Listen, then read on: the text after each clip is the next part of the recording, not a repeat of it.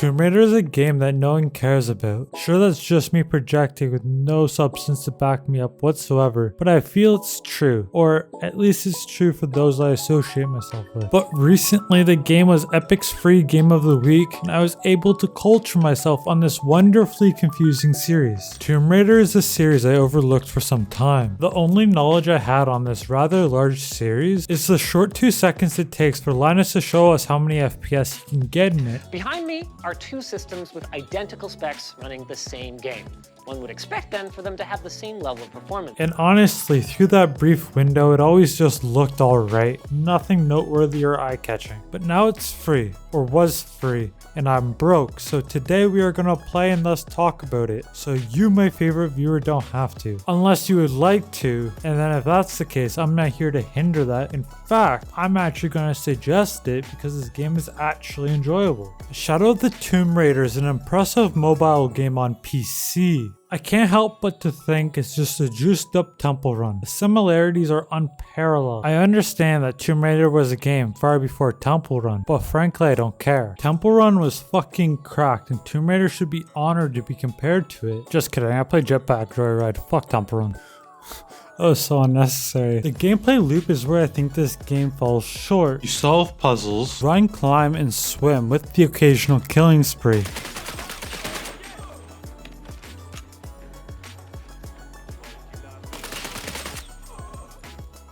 Your bows got shit on me.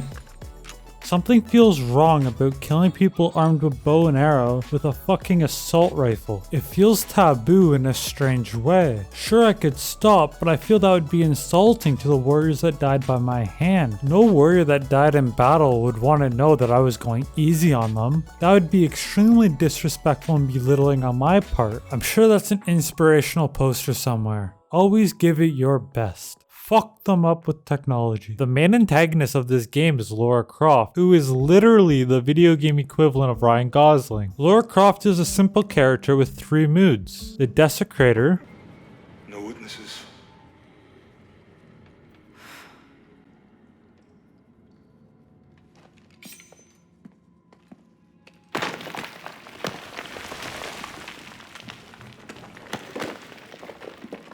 The Terminator.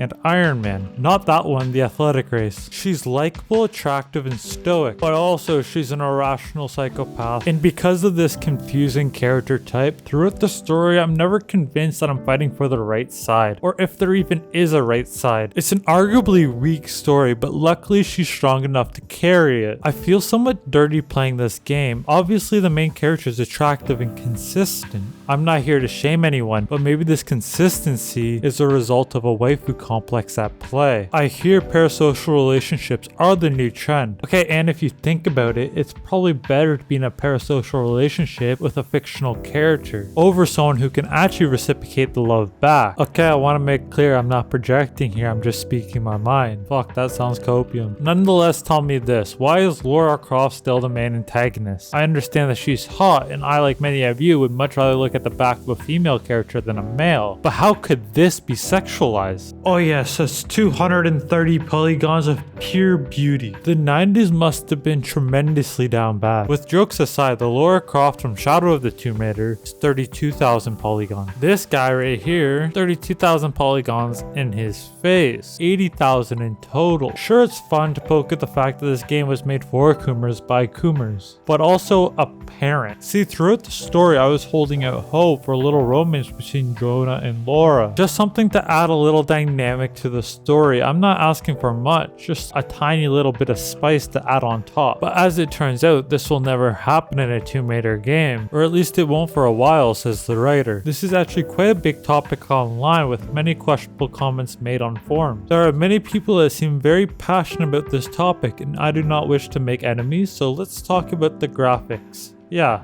graphics. The game looks good, so good in fact I catch myself RP walking to take in the scenery. The world is where I think they spent most of the money on in this game. I guess that is no surprise because the story is something. Everywhere I go I see something new, rather that be a new mountain or river or even massive monuments Joseph Stalin would envy. It's definitely well made, but honestly exactly how I expected it to be. I'm not disappointed, it's good, it's fine.